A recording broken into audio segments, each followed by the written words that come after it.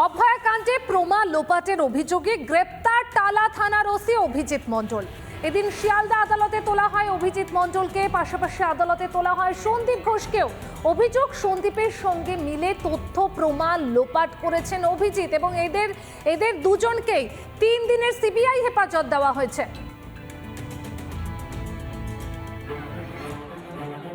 অভয়াকাণ্ডে CBI এর হাতে গ্রেফতার টালা থানার ওসি অভিজিৎ মণ্ডল। অভয়া খুনে প্রমাণ লোপাটের অভিযোগ টালা থানার ওসির বিরুদ্ধে।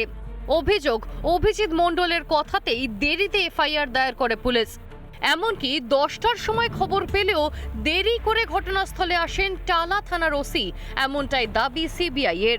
এফআইআর কপিতেও ছিল একাধিক অসঙ্গতি।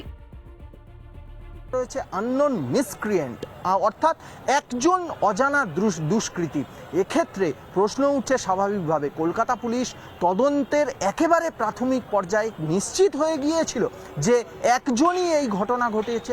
যখন কোনো মার্ডার হয় সেক্ষেত্রে কিন্তু আননোন মিসক্রিয়েন্টস লেখা হয়। গতকাল রাতে গ্রেফতার করা হয় টালা থানার ওসি অভিজিৎ মণ্ডলকে। এদিন তার মেডিকেল করার জন্য বিআর সিং হাসপাতালে আনে সিবিআই। অভিজিৎ মণ্ডলকে আনা হয়েছে বিআর সিং হসপিটালে। আজকেই তাকে কোর্ট প্রোডাকশন করা হবে। কোর্ট প্রোডাকশনের আগে তাকে হসপিটালে তার একবার মেডিকেল চেক আপ করার জন্য তাকে নিয়ে যাওয়া হচ্ছে। এবং এদিকে সিজিওর সামনে অভিজিৎ ও সন্দীপকে দেখে বিক্ষোভ দেখান সাধারণ মানুষ। জুতো হাতে কলকাতা পুলিশের বিরুদ্ধে ক্ষোভ উগড়ে দেন তারা। কলকাতা পুলিশের বিরুদ্ধে ওঠে স্লোগান।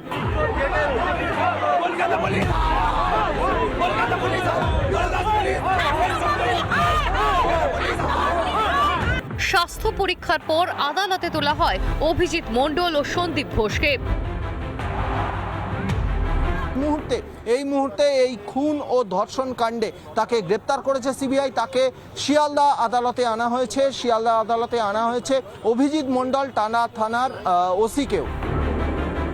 অভয়াকাণ্ডে প্রমাণ লোপাটের অভিযোগে গ্রেফতার কলকাতা পুলিশের ওসি। তাহলে কি সর্ষের মধ্যেই লুকিয়ে আছে ভূত? নিজের ইচ্ছা কতটা করে জানি না আমি, কারণ যা চেহারা দেখলাম, তার যা চ্যাসিস দেখলাম ওসির, তাতে ওসি কতটা ষড়যন্ত্রকারী আমার জানা নাই। কিন্তু কার কথাই যে ষড়যন্ত্রটা করেছে সেটা কিন্তু জানা দরকার। যে রক্ষক সেই ভক্ষক, পুলিশই তথ্য প্রমাণ লোপাট করেছে। এবার ভাবুন, কোনো একজন আইসির পক্ষে বা ওসির পক্ষে এত বড় সিদ্ধান্ত নেওয়া কি সম্ভব যে আমি তথ্য প্রমাণ লোপাট করব? যুক্তি বলছে সম্ভব নয়। সিবিআই সূত্রে খবর, অভিজিতের বয়ানের সঙ্গে মিলছে না ফোন কলের রেকর্ড। ঘটনার দিন পুলিশের একাধিক শীর্ষ কর্তার সঙ্গে কথা বলার রেকর্ড আছে অভিজিতের কল লিস্টে। পুলিশের সেই শীর্ষ কর্তাদেরও জিজ্ঞাসাবাদ করতে পারে সিবিআই। রিপাবলিক বাংলা। এই মুহূর্তে যে ব্রেকিং নিউজের দিকে নজর রাখবো, সেন্ট্রাল পার্ক থেকে শুরু হয়েছে চিকিৎসকদের মহা মিছিল। 5 দফা দাবি নিয়ে ফের পথে চিকিৎসকরা। স্বাস্থ্য ভবন পর্যন্ত যাবে এই চিকিৎসক। সেই মিছিল ইতিমধ্যেই আমরা দেখতে পাচ্ছি, হাতে রয়েছে প্ল্যাকার্ড এবং তার পাশাপাশি স্লোগান উঠছে মিছিল থেকে। চিকিৎসকদের মিছিল সেন্ট্রাল পার্ক থেকে যাবে স্বাস্থ্য ভবন পর্যন্ত।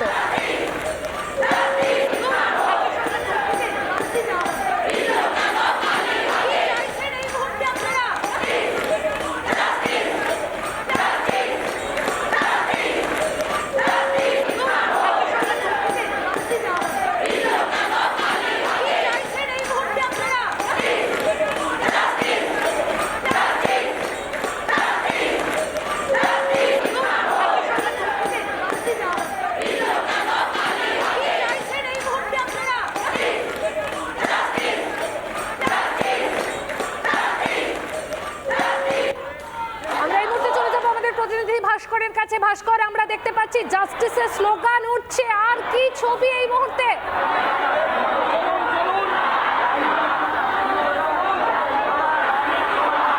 একদমই পায়েল, দেখো এই মুহূর্তে সেন্ট্রাল পার্ক থেকে চিকিৎসকদের মিছিল, সেই মিছিলের সঙ্গে সাধারণ মানুষ যোগ দিয়েছেন এবং 5 দফা দাবি, সেই 5 দফা দাবি আরো একবার রাজ্যের মুখ্যমন্ত্রীর কাছে পৌঁছানোর উদ্যোগ। এবং এই মুহূর্তে খুব চেষ্টা করবো যারা চিকিৎসকরা রয়েছে তাদের সঙ্গে কথা বলার। আমার ভিডিওতে সচেতন রজনীক তোমার সঙ্গে এসো। এই মুহূর্তে ছবিটা দেখো, বলছি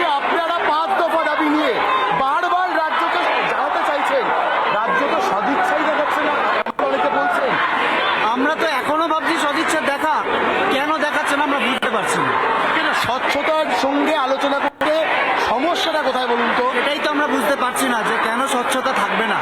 আমরা তো এমনকি কালকে শেষ অবধি মুখ্যমন্ত্রী যখন বলেছিলেন যে আমি অনুরোধ করছি শুধু মিনিটস হোক, আমরা তো লাস্ট অবধি তাতেও মেনে গিয়েছিলাম।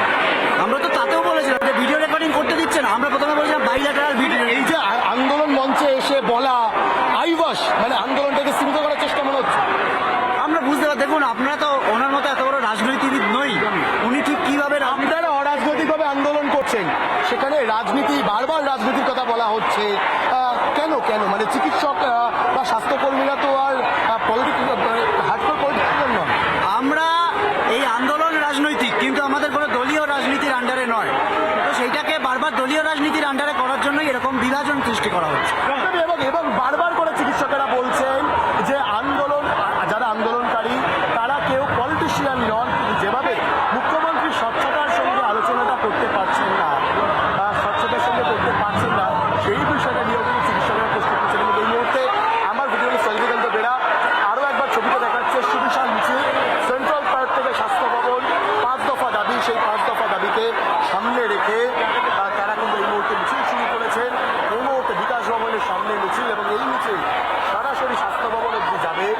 বারবার করে ভাস্কর, সেই ছবি কিন্তু এই মুহূর্তে দেখা যাচ্ছে। বিচারের দাবিতে এই মুহূর্তে স্লোগান উঠছে এবং এরই পাশাপাশি অভয়ের বিচারের দাবিতে স্বাস্থ্য ভবনের সামনে রয়েছেন চিকিৎসকরা। টানা 6 দিন দুর্যোগ উপেক্ষা করে অবস্থান বিক্ষোভে জুনিয়র চিকিৎসকরা, তাদের পাশে দাঁড়াতে ছুটে যাচ্ছেন সহনাগরিকরা।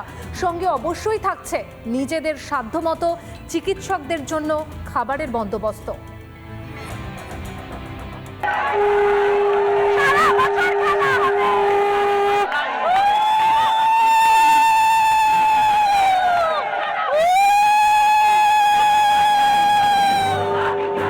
সকাল গড়িয়ে বিকেল, সন্ধে গড়িয়ে রাত, অভয়ের ন্যায় বিচারের দাবিতে স্বাস্থ্য ভবনের সামনে মাটি কামড়ে পড়ে রয়েছেন জুনিয়র চিকিৎসকরা।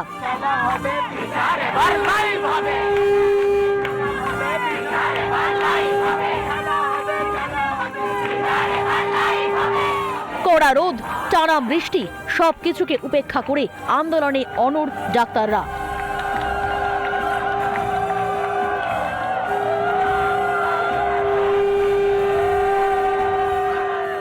বিভিন্ন জায়গায় কোথাও গানের মাধ্যমে, কোথাও বা স্লোগান। ভোর 4টেতেও সেইটার কোনো রকম খামতি নেই। সেই ছবি, টুকরো টুকরো ছবি ধরা পড়লো রিপাবলিকের ক্যামেরায়।